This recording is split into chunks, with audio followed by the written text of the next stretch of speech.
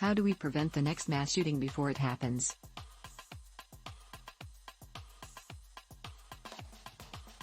That's the question Mother Jones National Affairs editor Mark Follman has been researching since 2012, when a gunman killed 12 people at a movie theater in Aurora, Colorado.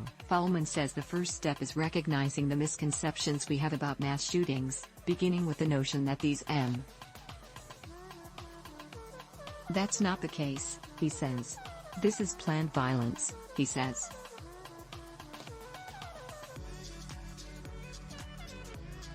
There is, in every one of these cases, always a trail of behavioral warning signs.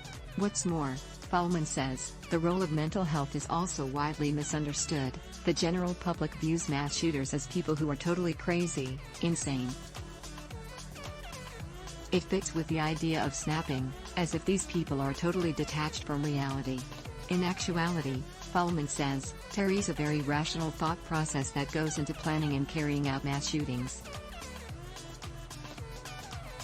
In his new book, Trigger Points, Follman writes about efforts to study the psychology and behavior of the shooters, and to deploy so-called behavioral threat assessment teams in schools and workplaces that work to get troubled people help before they turn to violence.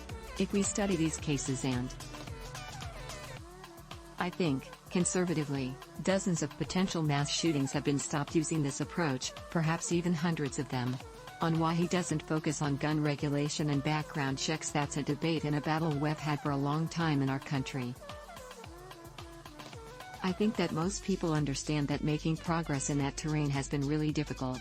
We have this kind of patchwork regulatory system throughout the country. In some places, it's tighter. In other places, gun regulations are much looser. And we have an enormous amount of guns. So when I began digging into the problem of mass shootings almost a decade ago now, I quickly began to wonder about other ways to think about the problem. That, for me, became an imperative, because the gun debate just seems so stuck.